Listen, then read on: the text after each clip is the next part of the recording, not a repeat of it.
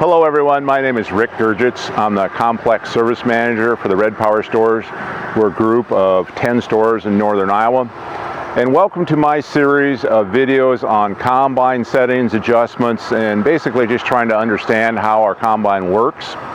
So over the years of doing combine clinics, it's great to give out information, but there's a lot to go over on how to make our combine work correctly and make your harvest go easier and better results. So what I've decided to do is I'm going to take basically the contents of a combine clinic and I'm breaking it down into different sections. We're going to do a section on feeder, threshing, cleaning and sieves, automation, just breaking it down into smaller snippets. So we're going to get them on YouTube clips that will be put on our company website, and you'll be able to go reference those whenever you need to. Because again, clinic's great, and I love it when all you come because it's really good interaction, questions, and I learn a lot from you as well as the other way around.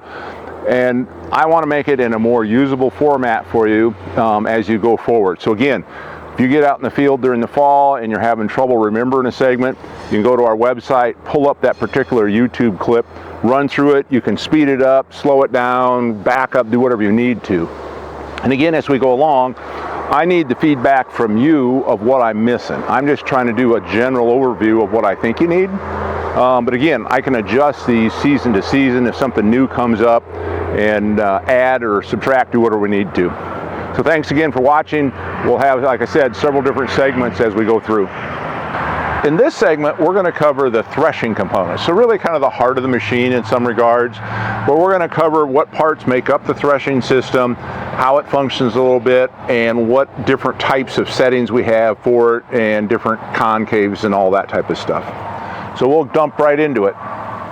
So as we talk about the threshing or the heart of the system, what parts make it up? Well, of course, we've got our rotor cage up here. Of course, the vanes are attached to the upper part of the cage, and then we have our sections with threshing concaves and then separation concaves, I guess you'd call them, in the back. So the first thing we always want to remind everybody is we're looking at 4 different sections. You have 1, 2, 3, and 4. These 2 are, again, threshing, and we're going to say probably 80% of separation up here also. Depends a little bit on your crop, yield, what that percentage flips back and forth to. I'm going to say soybeans, the lighter crops, you're going to be probably 80% thresh, and then, or excuse me, 100% of the thresh, 80% of the separation, and then back here we're going to finish up the separation. Corn, once you start getting into higher yield stuff, that's probably going to go to more of a 70-30 split. And that's fine. We've got some different things we can add in there when we get in that scenario. And there's a lot of other factors that play into how successful we are with all that. But if we start with concaves first, again, we can see we just have some standard large wires in here. And back here we have the large skips. In a little bit, we're going to look at a whole bunch of choices of what we have for components to put in there. I've got a section where we've got the concaves laid out on the floor and a rotor hanging above them, so we can kind of get a better idea visually. It's a little bit hard here to get the whole concept down of the different choices available. But as we look at this with our concave bed, we can see several different things here. We have, of course, the electronic concave adjustment for open and closed.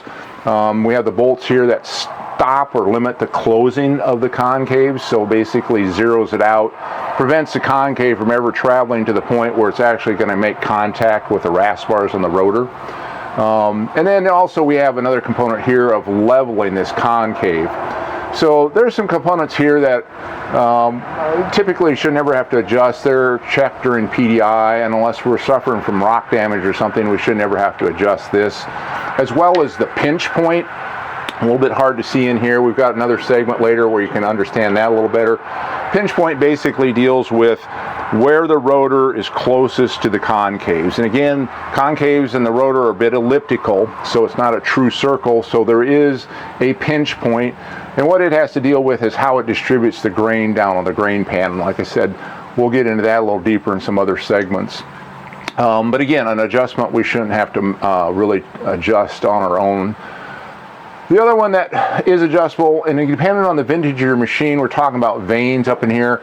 Can't totally see them again, but we have the in-cab adjust option now on the 50 series, or electronically adjustable vanes. There are actually 6 vanes that move in conjunction with that, from basically here back. There still are 2 manual adjust vanes in the very front of this rotor cage up here, and those are typically going to be set in that medium position. But then again, back here we can adjust these on the go, and automation can also adjust those on the go. One other point to make in this particular segment on concave adjustment is we have to remember, even in automation, it does not adjust the concave on the go. That is just one section that's not included in automation. We can do rotor speeds, vane settings, a lot of other things within the rest of the machine, but concave adjust, we're still relying on the customer getting a good solid setting in there. And we've got some more segments on that of where that needs to be adjusted for the crop type that you're in. But extremely important to remember that in automation, and we have a segment on that also later, is if this concave adjustment is way off, it's going to affect the way the automation works. So that's one thing to remember also within automation. If we're struggling with it a little bit, maybe we got to tweak our concave setting a little bit to get that where it's at. Again, we have a multitude of choices of where we're putting concave between round bars, large wires, and whatnot. The one thing that does always hold true is, again, we have left and right side. On the other side, number 1 section on the other side, in my book, should always be a large wire. Reason for that is, and again, soybeans, that would be the best choice anyway. But once we get into corn and we're starting to think more round bars, putting a round bar over number 1 right will work. Unfortunately, it works too well. And you get some drier corn, it'll thresh really hard because that right front corner, because of the rotation of the rotor, threshes a very large percentage of the grain. I'm going to say that first corner is probably doing 70% of the thresh right there in that first pass, and then we finish it up as we make the revolutions through the rest of section 1 and 2. But that right front corner is the really active spot for threshing and separation. So as we're doing that, if we happen to have a round bar over there, we flood the right side of the grain pan, which creates problems for us as it moves rearward into the sieve. So again, leaving a large wire in that front right corner will prevent that overflow or flood of grain coming down through there. Some other things we will run into is plugging these as we're going along with dry, or I'm going to say more of a green material, or shagging these. Not so much in soybeans, but more once we get into corn. Then that's when we can start putting some round bars in there. And that helps prevent that. If that right front corner starts to look like it's plugging a little bit, don't worry about it. In corn, it's actually helping you. So there's no real worry with that in that other corner over there, because it's still threshing on the inside of it. It just looks bad when you take that side panel off. Ignore it, it's fine. One thing we have run into, if you pull your side cover off here, and let's just say the machine, you have yours set up exactly like this, and you're in soybeans that are the situation we run into quite a bit anymore, where the stems are super green, we got a lot of leaves hanging on, but the beans are 10%. So we can actually harvest and the beans are fine, but what we're running into, and especially it seems like it's worse with beans that have had fungicide sprayed on them, those stems just don't want to die. And if we open this up and you're starting to plug from end to end in that green soybean scenario, we don't have a lot of good options for that other than letting that crop mature a little bit. Even you can't really go to round bars because you struggle getting the pods threshed open in that scenario. You really still need the large wires, and sometimes you're plugging from end to end. And like I said, in those scenarios, we don't have a real good option to clean that up. And that scenario will affect about any machine out there. If that straw coming in there from that bean straw is that gooey and gluey, as we start to thresh it and break it up a little bit, it just coats everything with a sticky substance and then it just starts plugging. So just one thing to be aware of in that scenario. The other thing I run into a lot, talking and working with customers, especially in corn, the one thing that'll affect this the most is running the rotor too slow. In my book, 380 is about the minimum you want to be in corn, and then we're going to throttle our concave opening to control a good thresh and grain damage, those two other factors. And you can do that by opening the concave a little more. Some of those scenarios where we get out there where wanting to run that rotor at 350 or 3 1/4, got the concave pretty tight. Yes, you can thresh grain at that level in those settings, but the one thing it does do is it kills your throughput, and then it also affects how well the feeder is functioning. Because just as this example, and this concave is about wide open, just happens to be where they left it out of PDI. You can get a lot of material through there if that rotor's spinning pretty good. If we close this way down, pinch it down, we can't transition the crop mat out of the transition cone into the rotor cage very well. And a lot of times on those scenarios where we're running the rotor really slow, all that does is it starts backfeeding the feeder, because the material, our crop mat's coming up, the feeder house nice, we get it through the rock trap to the transition cone, it's got nowhere to go. So at that point, all it can do, it starts flipping around, going down the top side of the feeder and going around for a second time, and that's where you get ears shooting out of the front of the feeder house down that top side. And again, it's all about throughput and how much of an opening we have for that material to transfer from the transition cone, get it in the cage, get our thresh and separation started. So again, key point, keep that rotor speed up in corn. I like 400 a lot of the time. If you get super dry corn, maybe down to 380 as a minimum. We get in tougher corn, we're sometimes up in that 4 1/4, 440 range. Just kind of depends on what we've got going for our crop yield, moistures, and things like that. Another thing I want to point out for corn is if we get into a rubbery cob situation, not always, a lot of times it's a white cob variety. This setup right here has been working as well as anything, and that's where we go back to large wires all the way through. We do have to play with our concave opening and occasionally do have to play with our rotor RPM in those scenarios.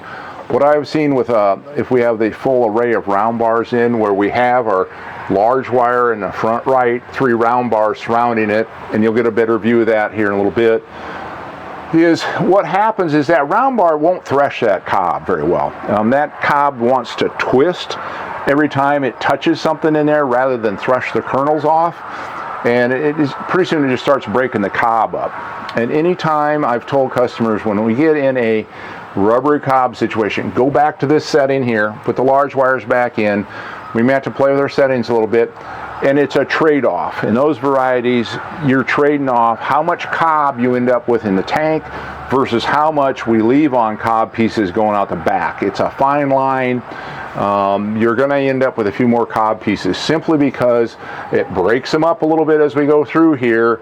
We start flooding our sieve system just because we have a lot of cob pieces in there, and then it all transitions back and we just can't get the sieves, get it all out because the pieces are too much the size of the corn and it ends up in the tank. So just one thing to remember on that rubbery cob scenario.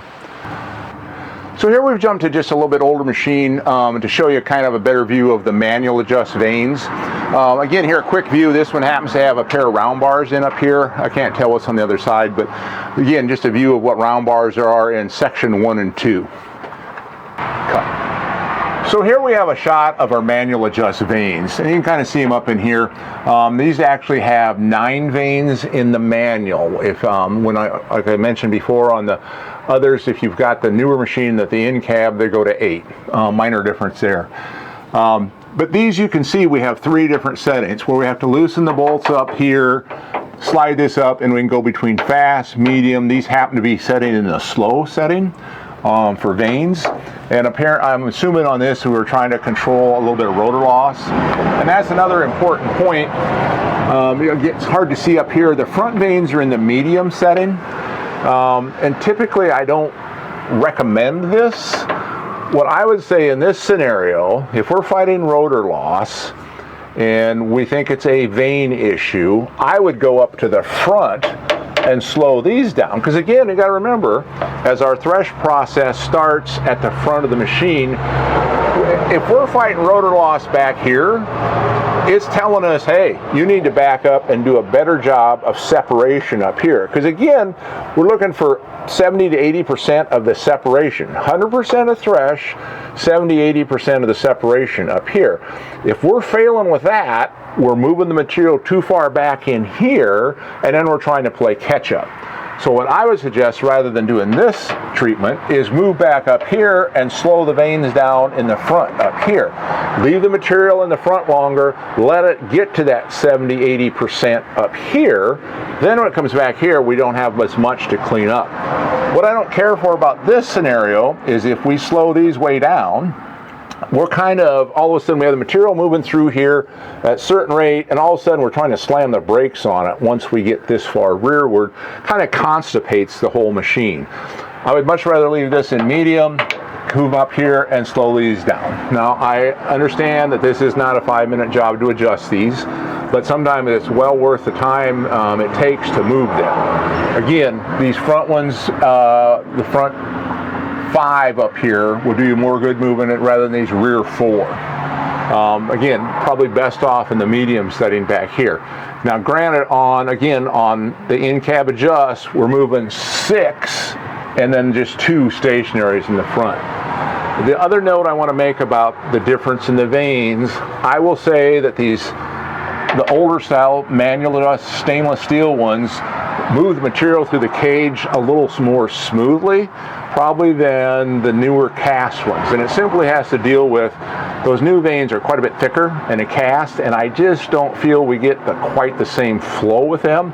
So it does affect a little bit on our settings a little bit.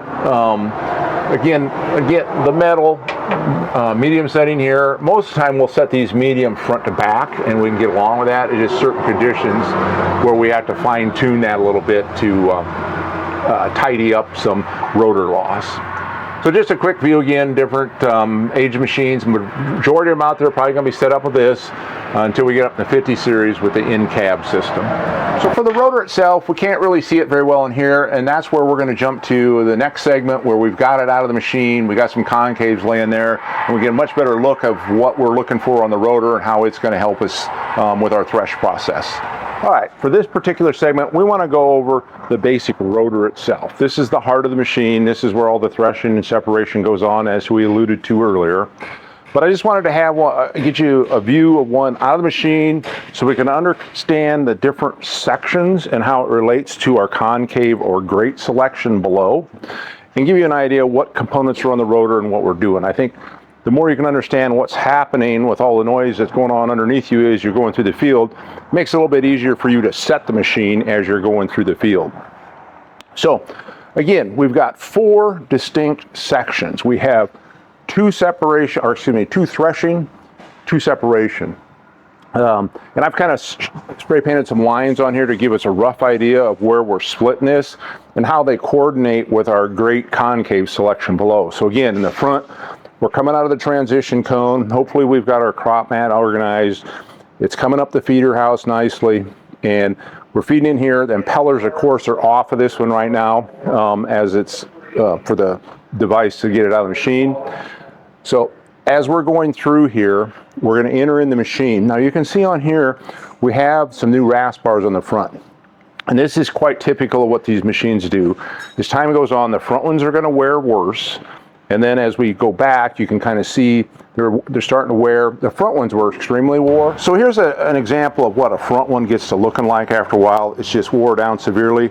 And a real telltale sign is you can start looking at the bolt that holds this in place.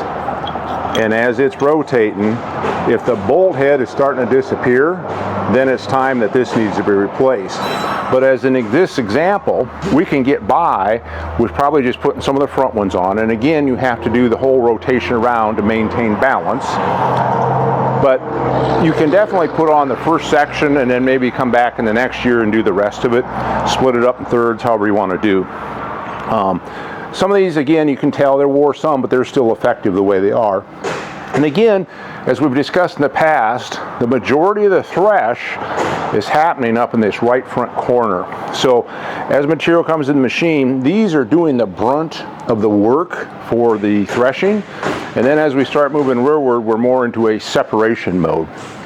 Now you can see in this case, they've left the rasp bar off of this stand. And in many cases we do that. This one is actually, the way it's in the machine is almost clear up in the transition cone. There's been a lot of discussion over the years whether that's really doing us any good, and we found we just leave the bar off. Some people have gone to the extreme where they've actually cut the stand off also, and you have to be a little bit careful of that, of maintaining rotor balance. And we've never really found that to be that beneficial. But we have started just leaving the rasp bars off the front because they're really not doing a whole lot of work, because again, that's out in the transition cone. So as we are looking at this, again, thresh, separation, separation. And again, our great selection, we're going to go through that in a little more detail later. But what I really want to point out for the separation aspect is these two units right here, or actually I should say 4. On all of these machines, whether you're back to an 8010 or up to 9250s or 60s now, you definitely need at least 4 straight bars on section 3 and 4. The other 2 of them are down over here on this side, so they're opposing. But the purpose of what their purpose is as our material is flowing back through the cage, it actually disrupts the circular pattern. So basically it's taking our crop mat, tears it apart, and it has to reform. Well, if that's going on, we're letting the grain that is trapped in that crop mat come loose. Centrifugal force is going to throw it out. So these are a huge aid in separation for corn. Now I have caught several machines. This past fall I found 6 different ones that were missing these simply because of the way the machine had been ordered initially. You got to remember, this rotor is pretty much universal, so it's used in a lot of different crops and can be ordered in different element configurations. So we have found in several cases where they just simply got ordered in a configuration that did not have straight bars on it. But I can guarantee you in corn, you're going to have fits ever controlling rotor loss without these. So I highly recommend everybody go out to your machine, looking again, section 3 and 4 towards the rear. Look to make sure you've got at least 4 of these in here. Now if we look back or think back to mid-range combine days, 2388s, essentially the same rotor, but those always came with 8 straight bars on them, which again was on there to help with separation. But it was a bit of overkill because we had, with 8 of them in there, it just gets to be too much. The only scenario where I could see maybe using 8 of them on a flagship combine is if we're getting into a 16-row corn head, or if you're doing a lot of early season high moisture corn for maybe cattle feed or something. There raises a case where we may want to add 4 more of them on here, and they would basically kind of go in this area in between the existing ones. So in soybeans, these things really aren't our friend, but it's probably not worth our time to take them off between corn and soybeans. Because in soybeans, we don't have that much of a volume of yield, of course, crop-wise. And they're not doing us a lot of good just in the separation element, but they do drag your horsepower down because it is mixing that crop mat, and if we have a pretty wet, sticky soybean mat, they do rob a little horsepower from us, but it's not to the point where it's worth taking these 4 off just for soybeans and then coming back with them. If you do put 8 of them in here, you would want to get 4 of them out before you went and did soybeans. So again, just an overview of the elements. One other thing I want to point out is if we look at our elements here, there's some of them on the rear that are a little bit different, and these are what we call hook ones.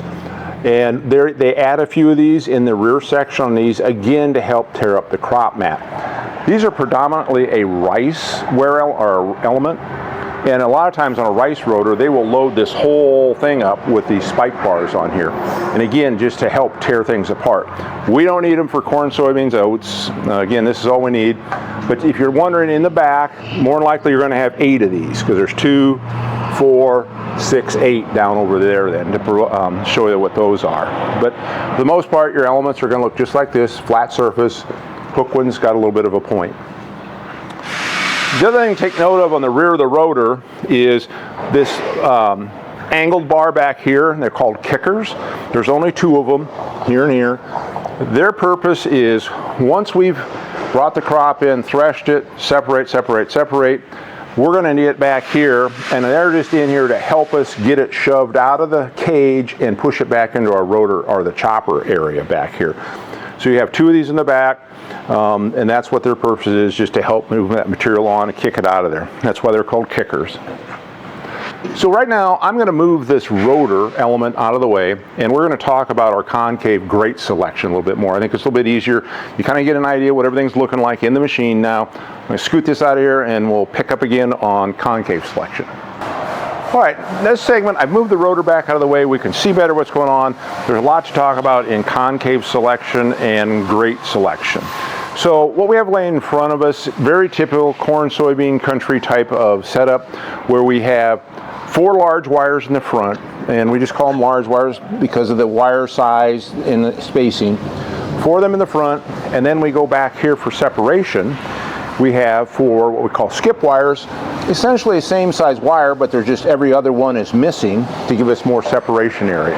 So in our rotor, with the rotation of the rotor, we have the majority of the material and action happening in the right front corner. As you sit there, again with the rotation of the rotor, how it's spinning, everything comes feeding in here out of the transition cone, and you get probably 80% of your thresh is happening here. We finish the thresh out in these other section 1 and 2. We start doing a lot of the separation here also, and then we finish the separation in the rear segments. So again, this was a standard setup for the longest time, starting with 8010s and on back. Excellent setup if you're doing oats, which we're getting more and more customers into the oat market. This is a setup you want. And also for the most part, soybeans. This is probably the preferred setup.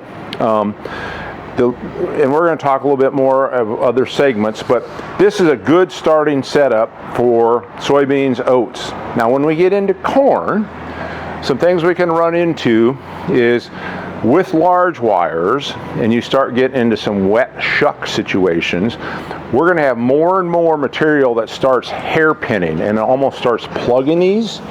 So then once you've plugged it solid, we might be doing some thresh yet against the surface, but we can't get the crop through down to the grain pan. So that creates a problem. If we're all plugged up in the front, we lose the majority of our separation, which again, we're going to do all the thresh up here, and 80% of the separation gets done here, or hopefully, and then we're finishing our separation in the rear segment. And again, it depends on your crop yield, moisture. Might be more of a 70-30 split in some scenarios, but we still want to be able to get a lot of the separation complete up here. Well, if we're half plugged up, we're not able to. So what we can do at that point is we're going to start adding in some round bars. A round bar concave has been out for several years now, and they just have a more open profile, and they allow us to get a better separation and are less prone to plugging. So what we have in front of us now is our preferred setup for corn, and will work in most cases in soybeans, but not always. So what we've done is we have scooted out our large wires, except for number 1 right.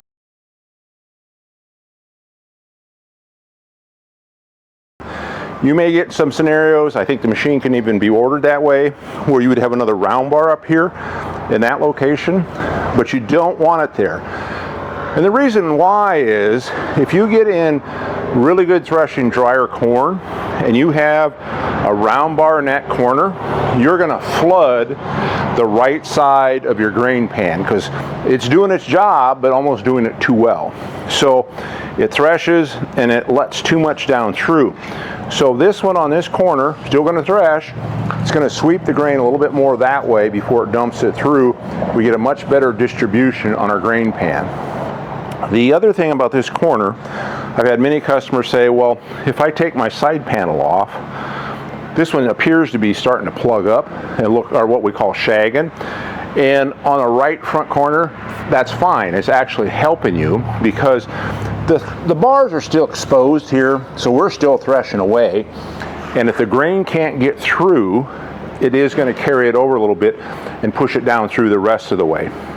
So what that really means is, again, we got a majority of our thresh going on in this corner, and just the design of it, because of the rotation of the rotor, we're trying to help ourselves out a little bit with how we distribute the grain on the pan, because once we transfer it from the grain pan back to the sieves, we want that crop mat, grain mat to be reasonably level.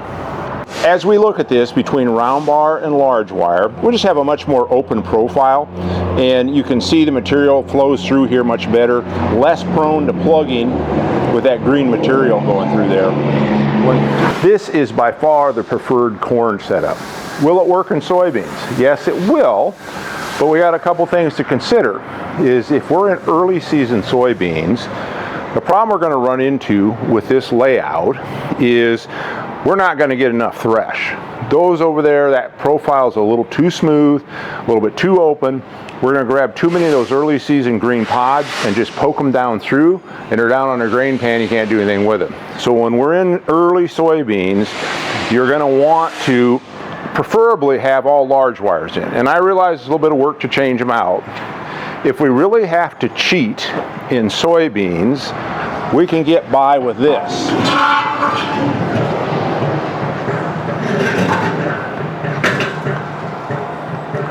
This could be your early season soybean setup. I can live with this. It's going to be up to you and what your grain tank looks like. I would say anytime we're starting soybeans, you have to be at least this layout as a minimum. Depending again on crop moisture and things like that. If we still fight too many green pods, then we're going to start changing this row out and get our large wires back in there again. Because again, this is by far preferred for soybeans. Late season, when they get a little drier, easier to thresh, we can live with some other stuff. But this is by far the best setup if you're going to be going back and forth between corn and soybeans. So one other variable they give us is they have come out with, a couple years ago, a large gap round bar. All right, as we talk about a large gap round bar, or what they call a 25 mil round bar, bar is the same size, but our gap is bigger. Reasonably, you can barely get your finger through here. Here you got all kinds of room. So they do have a purpose. They came out with them 2 or 3 years ago. They really just became available last year. So we're going to talk about why do we need this, where and when we are going to use it. 25 mil round bars at? Well, in my opinion, they are a section 3-4 only scenario. And you're going, well, why do we need them back there versus up front? Well, the scenario where we're going to need these, I'm going to say, is going to be in a higher moisture corn setup where we're starting to have problems. And you can plug large skips in corn. It does happen in certain conditions. If it's super sloppy green shucks, early season, you can start plugging them, and then we're right back to what we were discussing earlier, is we can't get the material through here, you're not going to get it separated, it's going to move out the back of the machine as rotor loss. So simply by adding these in here, again, much more of an open profile than even a round bar, and it helps prevent the plugging that we might see with these, or shagging, whatever you want to call it. So this would be my high moisture corn setup right here. Bars. We're going to come in with a pair of 25s, and we're just going to leave the large skips in the back. In an extreme condition, you might have 4 of these, but these two, to be honest, are not fun to change.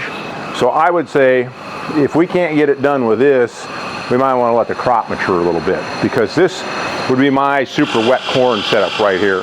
By having all this laid out on the floor, and again, right side of the machine, we're sitting in here like this, right side, left side, different segments, each has their own job. Again, majority of the thresh, a little more thresh, and starting into a lot of the separation back here. That's kind of the layout. Do we have a lot of choices? Yes, we do. And some people have said, well, it's too hard to tune these. In my book, it's great because it gives you the opportunity to adjust this to your crop condition, whether it be wet, green, whatever you got going on. Helps us fine-tune the machine to get it to perform the way you want it to and minimize our crop loss that way. Hey, thanks everyone for watching. This brings us to the end of this video segment. I hope you found it to be beneficial. If you would like to see more in this video series, by all means go to the Red Power Team website, which is of course at redpowerteam.com. Navigate up to that video icon at the top, and from there it'll bring up the menu of the rest of the videos that you can watch, whichever ones you find interesting. Thank you.